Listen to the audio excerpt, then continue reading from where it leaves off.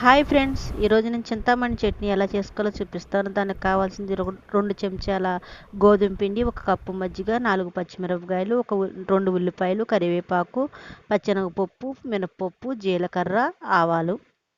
ముందుగా స్టవ్ వెలిగించుకుని దానిపై కళాయి పెట్టుకున్నాను. 2 చెంచాల నూనె పోసుకున్నాను.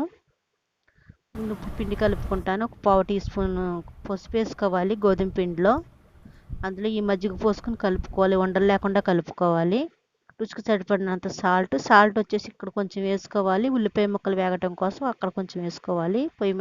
స్టవ్ మీద కొంచెం వేసుకోవాలి. ఉల్లిపాయ ముక్కల్లో పసుపు, ఈ గోధుమ పిండి కలిసేలాగా మనం ఉండలు లేకుండా కలుపుకోవాలి.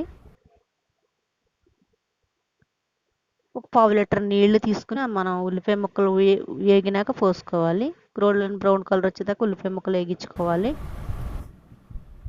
1 టీ స్పూన్ పచ్చెనగపప్పు, 1 టీ స్పూన్ మినపప్పు, 1/2 టీ స్పూన్ ఆవాలు, 1 టీ స్పూన్ జీలకర్ర.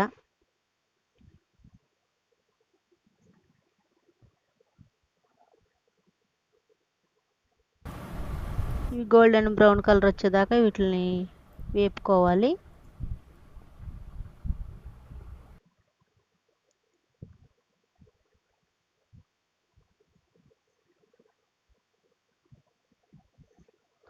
ఉల్లిపాయ ముక్కలు వచ్చేసి పకోడీ ముక్కలు కోసుకున్నట్టు కోసుకోవాలి. సన్న ముక్కలు కాకుండా ఉల్లిపాయ ముక్కలు పకోడీ ముక్కల్లాగా సన్నగా కోసుకోవాలి. ఇక్కడ కొంచెం ఉప్పు వేసుకుంటున్నాను నేను. అక్కడ మళ్ళీ కొంచెం పిండిలో వేసుకోవాలి. కలిపి పక్కన పెట్టుకున్న పిండిలో కొంచెం ఉల్లిపాయ ముక్కలు వేగటానికి ఇక్కడ కొంచెం కరివేపాకు వేసుకోవాలి. ఇప్పుడు ఇందులో కొత్తిమీర, పుదీనా వేసుకుంటే అంత ఫ్లేవర్ అనిపించదండి, బాగోదు. వేసుకుంటే వేసుకోవచ్చు, అది ఆప్షనల్, ఎవరిష్టం వాళ్ళది. 1/4 లీటర్ నీళ్ళు పోసుకుని ఇవి ఉల్లిపాయ ముక్కలు ఉడకనివ్వాలి. ఉడికినాక మనం పచ్చిమిరపకాయలు వేసుకోవాలి. పచ్చిమిరపకాయలు వేసుకున్నాక ఇప్పుడు మనం పక్కన పెట్టుకున్న పిండిని ఇందులో యాడ్ చేసుకోవాలి. చిక్కబడిపోతుంది అనగా మనం దీన్ని స్టవ్ ఆఫ్ చేసుకుని పక్కన సర్వ్ చేసుకుంటామేనండి.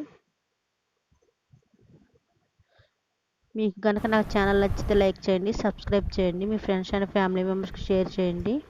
ప్లీజ్ సబ్స్క్రైబ్ చేయండి. పక్కనే ఉన్న బెల్ ఐకాన్ క్లిక్ చేయండి. మీ అభిప్రాయాలు కామెంట్స్ రూపంలో తెలియచేయండి.